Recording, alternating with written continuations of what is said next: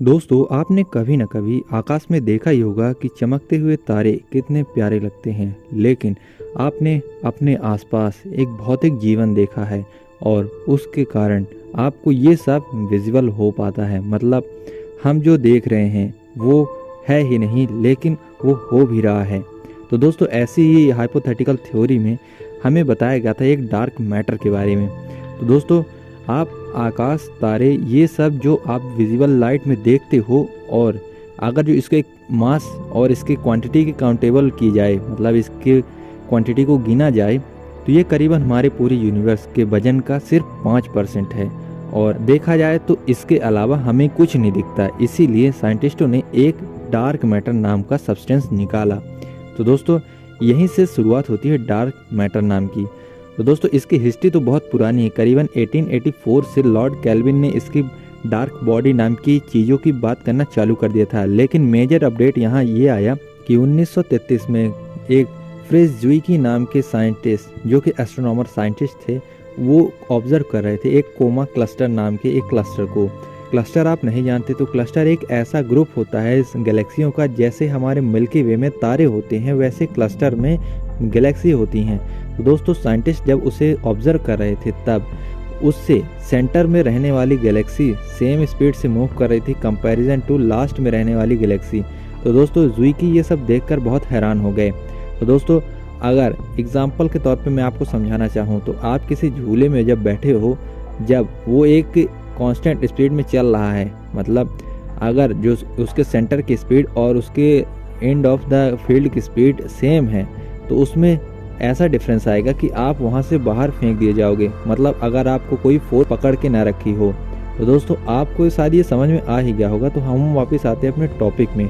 तो जुइकी यहाँ ये बता रहे थे कि यहाँ एक ऐसा फोर्स हो सकता है जो कि गैलेक्सी को कंट्रोल करता हो, और एक ऐसी एनर्जी हो सकती है जो गैलेक्सी को इतना तेज रोटेट करती है सेम स्पीड में कंपैरिजन टू सेंटर वाली गैलेक्सी। तो दोस्तों, ऐसा जुइकी ने अपने पेपर में लिखा, और जब इसे पब्लिश किया गया तो साइंटिस्टों को इसके ऊपर भरोसा ही नहीं हुआ, क्योंकि जब ये पेपर पब्लिश हुआ तब ब्लैक होल और सेलेस्टियल बॉडी का एकदम क्रेज चल रहा था। मतलब उस समय A=mc² का क्रेज बहुत ज़्यादा था। तो दोस्तों, इसी वजह से इस पेपर को इग्नोर कर दिया गया। लेकिन जब 1960 में एक महिला एस्ट्रोनॉमर साइंटिस्ट वीरा रूबिन ने जब अपने प्रोजेक्ट के अंतर्गत एक एंड्रोमेडा गैलेक्सी की ऑब्जर्वेशन टेबल बनानी चाहिए, तो उसमें जो मिले डेटा, और वो कुछ डेटा मिसिंग थे, क्योंकि जो एग्जैक्ट थ्योरी के हिसाब से डेटा आने चाहिए थे वो डेटा नहीं आ रहे थे।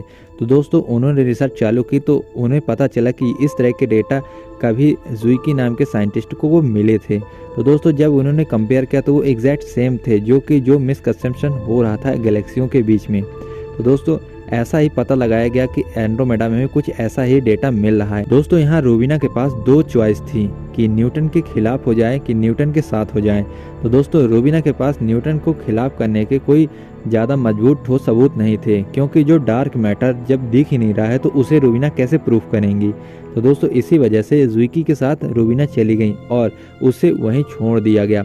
दोस्तों, अगर हम देखें तो न्यूटन के लॉस के हिसाब से अगर डार्क मैटर किसी से इंटरेक्ट नहीं करता, सिर्फ ग्रेविटी के इंटरेक्शन में आता है, तो ये डार्क मैटर के तो सबूत मिल सकते हैं। अगर डार्क मैटर नहीं हुआ तो ग्रेविटी में ही कुछ खामी हो सकती है और न्यूटन के लॉज बदलने पड़ सकते हैं। तो दोस्तों, साइंटिस्टों ने डार्क मैटर को ढूंढने के कई सारे तरीके आजमाए हैं। लार्ज हाइड्रॉन कोलाइडर के साथ एक्सपेरिमेंट चल रहा है। तो दोस्तों, इस लार्ज हाइड्रॉन कोलाइडर के साथ एक्सपेरिमेंट करते हुए साइंटिस्टों ने एक ऐसा सेटअप बनाया है कि कोई भी इलेक्ट्रॉन, प्रोटॉन, न्यूट्रॉन के साथ कोई भी डार्क मैटर इंटरेक्शन करेगा तो उसमें कुछ एनर्जी का डिफरेंस आएगा ही। तो दोस्तों, एनर्जी मास इक्वेशन के हिसाब से ये डेटा इकट्ठा करके इक्वेट करके आपको बताया जाएगा कि यूनिवर्स में हमारे डार्क मैटर है कि नहीं है। तो दोस्तों, हम नहीं जानते कि डार्क मैटर हमें दिखता कैसा है, और कहीं डार्क मैटर अपने ही अंदर एक पूरा यूनिवर्स न समाया हो। हम ये नहीं जानते कि डार्क मैटर क्या है और वो कैसे वर्क करता है। हम सिर्फ इतना जानते हैं कि वो जहाँ रहता है तो उसकी डार्क एनर्जी रिपल्सिव होती है और डार्क मैटर अट्रैक्टिव नेचर का होता है। बस हमें इतना ही पता है। तो दोस्तों, ये भी हाइपोथेटिकल थ्योरी है। तो वीडियो कैसा लगा? अच्छा लगा हो तो लाइक कीजिए, सब्सक्राइब कीजिए चैनल को। मिलते हैं अगले वीडियो में।